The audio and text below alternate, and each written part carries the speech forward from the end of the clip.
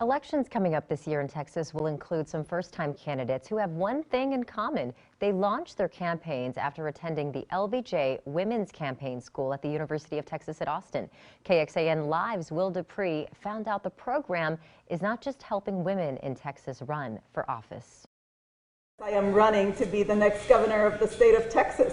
Joy Diaz announced in December she'd seek the Democratic nomination for Texas governor. But the former journalist prepared for this run months ago by enrolling in a relatively new program at UT Austin. I truly believe that change is coming and positive change is coming, and I want to be a part of that. Diaz is among 120 women who have now gone through the first two classes of the LBJ Women's Campaign School. One of the things that I truly learned that I didn't know perhaps was very important is speaking from the heart. I think voters are hungry for someone who is real. The LBJ School of Public Affairs houses this program that trains women who want to become candidates or campaign managers. Amy Kroll brought forward the idea while working on her master's degree there in 2018. Women were engaging in their democracy in record numbers, and people were calling that the year of the woman. And I saw all of that happening, and I knew that there was this opportunity to get more women elected into public office.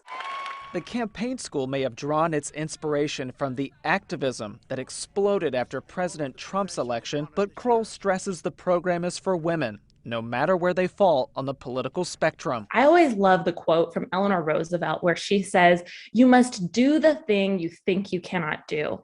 And these women are really stepping into the arena. They are doing the thing. Only 2 years after the campaign school began, 11 graduates have now launched campaigns of their own here in Texas, Arkansas, and Maryland.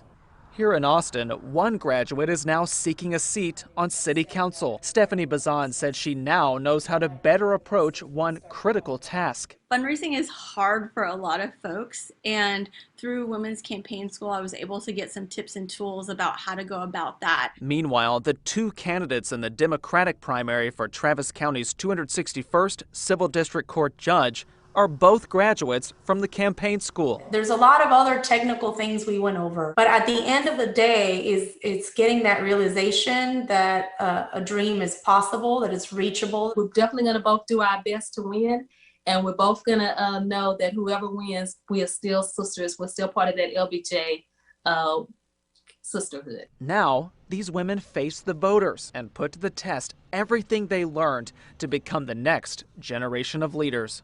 In Austin, DuPree, KXAN News. And if this inspires you, the application period to join the third class of the LBJ Women's Campaign School is open until January 16th.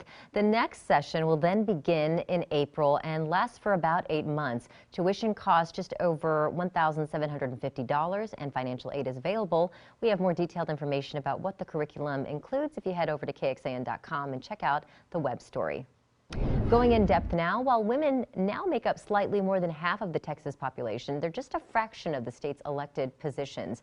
The Center for American Women and Politics at Rutgers University took a look at the current numbers. The center found that women hold 7 of the 38 congressional seats in Texas. Meanwhile, women fill 48 of the 181 seats in the state legislature, the most in the center's database going back to 1975. Outside judicial positions, only one woman holds a statewide elected office. That's Texas Railroad Commissioner Christy Craddock.